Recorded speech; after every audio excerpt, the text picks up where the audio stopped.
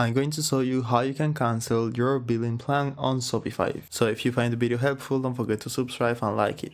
All you need to do is go to settings, then go to plan right here, and now you can cancel the plan right here. So this way you won't get billed. And also a trick I'm going to show you. So as you can see, I have the 400 euros per month plan, but I'm getting it for just €1 per month. So I'm going to leave a link with a special offer on the description below.